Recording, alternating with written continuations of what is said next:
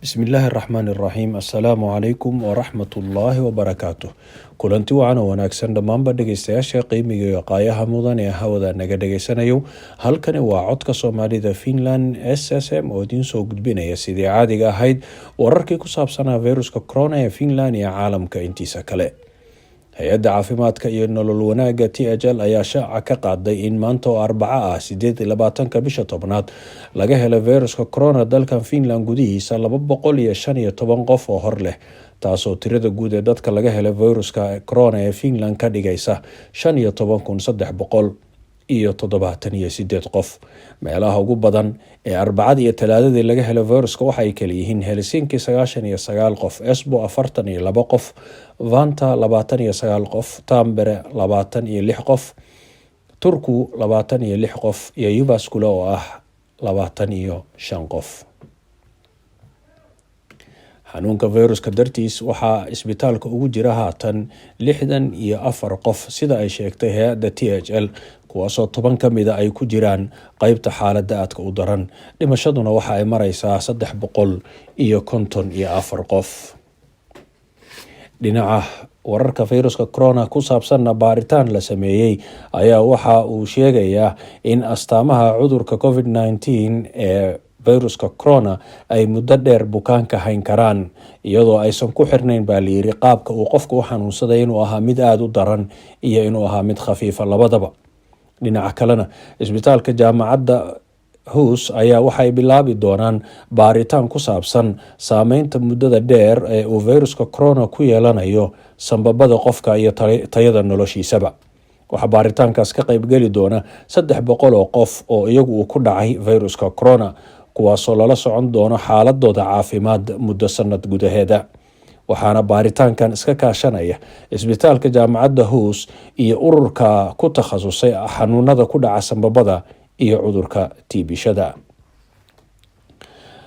Magaalada Riihimäkänä iskuul ku yaalla oo la yiraahdo Kara ayaa maanta si degdeg ah ardadii loo kala diray waxaana la geliyey waxbarashada dhanka internetka ah. Waxbarashadii maanta iskuulka ayaa si degdega loo joojiyay 9:50 markay ahayd saacadda subaxnimada, waxaana maalinta berri ah loo bilaabi doonaa dhammaan ardayda waxbarashada dhanka internetka ah. Sababaha arrinkaasi keenay ayaa lagu tilmaamay inay yihiin faafista fayruska corona oo kooxa ah oo laga dhex helay iskuulkaasi. Muddo gaaban gudaheedna waxaa iskuulka laga helay 3 qof oo qaba fayruska corona. Waxaa maamulka iskuulku la xiriiri doonaa dhammaan waalidiinta ardadaasi iyadoo loola socodsiinayo karantiilka iyo qaabka waxbarashadu ay u socon doonto, waxaana iskuulka dib loogu soo laaban doonaa 9 bisha 11aad. Magaalada Ouluna waxaa la sheegay in haatan xaaladeedu ay gashay heerka labaad ee karaar qaadashada ee cudurka safmarka ee fayruska corona. Gobolkaasi Pohjois-Pohjanmaa oo Oulu ay ka tirsan tahay ayaa 2 toddobaad ee ugu dambeeyey waxaa laga helay 99 qof oo hor leh oo qaba fayruska corona. Inta ugu badan dadkaasina waxa ay ahaayeen magaalada Oulu. Waaxda caafimaadka ee Pohjois-Pohjanmaa ayaa waxa ay sheegayaan haatan in halkii uu ka bilowday fayruskaasi la cadeeyay islamarkaana xaaladaasi ay tahay mid gacanta lagu hayo. Talaadadii lasoo dhaafay ayaa Oulu iyo agagaarkeeda waxaa loo soo jeediyay talooyin cusub ama soo jeedin cusub oo ku saabsan in afshareerka la qaato marka la joogo goobaha dadku ay isugu yimaadaan. Haatanna wararkii caalamka. Dalka Ruushka ayaa la sheegay in 24 saac ee lasoo dhaafay ay fayruska corona u dhinteen 346 qof. Sidaasina waxaa sheegtay wakaaladda wararka ee dalkaasi ee TASS. Waa tiradii ugu badneyd ee hal maalin gudaheed u dhimata fayruska corona tan iyo intii xanuunkaas uu ka dilaacay dalka Ruushka. Tirada guud ee dhimashada ee Ruushka ayaa haatan maraysa 27,000.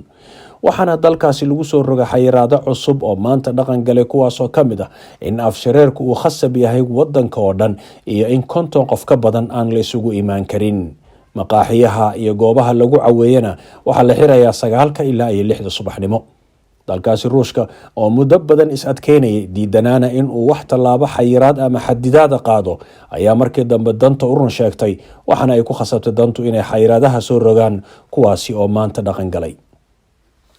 Sidoo kale dalka Faransiiska ayaa la sheegayaa haatan in isbitaaladii ay buux dhaafeen isla markaana lala yahay meel bukaanka la dhigo. Maalintii shalay ahayd oo kaliya waxaa fayruska laga helay 33,417 iyadoo daraadna tirada laga helay hal maalin ay ahayd 52,000. daryeelka isbitaalka ayaa hal maalin kaliya waxaa la soo dhigay 1,194 maalinkii shalay ahayd daraadna 1,300. dowladda ayaa haatan wata qorshe cusub oo la doonaya in wadanka oo dhan lagu kala xiro si loo joojiyo faafista cudurkaasi. dalka Jarmalka oo isaguna ku soo xiga dalkaasi Faransiiska xaaladiisuna meel adag ay marayso ayaa waxaa haatan la yiri haweeneyda ka talisa dalkaasi Angela Merkel inay isku dayayso in bishan ay ku soo rogto xayiraado cusub oo dheeraad ah si markaasi loo badbaado bisha December ee fooda nagu soo haysa oo wadamadaasi xaflado diini ah oo agtooda muqaddaska ah la sameeyo. waxaana qorshayaasha haweeneydaas ee damacsan tahay ka mid ah in toddobaadka soo socda la xiro baararka, maqaaxiyaha, hoolalka jimicsiga iyo golayaasha madadaalada, laakiin iskuulada iyo xanaanadu ay sii furnaadaan. waxaa kaloo ay wadataa qorshe ah in dadku aanay guriga dibaddiisa kula kulmi karin wixii ka badan hal qof iyo in dadku ay joojiyaan isbooqashada qaraabada ah inta bishan lagu guda jiro. ujeedada Angela Merkel damacsan tahay waxay tahay sidii loo dhimi lahaa bishan ay soo socota ee November tirada faafista cudurka viruska corona si markaasi loo badbaado bisha December oo aan loo baahan in xadidaado dheeraad la sameeyo. Angela Merkel ayaa arrinkaasi aan kaligeed go'aan ka gaari karin, waxaana ay ku khasban tahay in ay kala tashato 16 ra'iisul wasaare ee maamul goboleedyada dalkaasi uu ka kooban yahay, taasi oo kulan la yeelan doonta maanta. waxaana la sheegay in qaar ka mid ah maamuladaasi ay arrinkan ay wado ay diidan yihiin. fayruska corona ayaan ku ekaan oo kaliya inuu dadka ku dhaco ee xitaa waxa uu saameeyay garoomadii diyaaradaha ee caalamiga ah. waxaana lagu soo waramaya in garoonka London ee Heathrow ee caalamiga ah uu lumiyay darajadii uu ku lahaa Yurub dhexdeeda oo ahaa inuu ahaa garoonka ugu mashquulka iyo dhaqdhaqaaqa badan Yurub. waxaa arrinkaasi sida hadda la sheegayo kala wareegay garoomada diyaaradaha ee ku yaala magaalooyinka Paris, Holland iyo Frankfurt.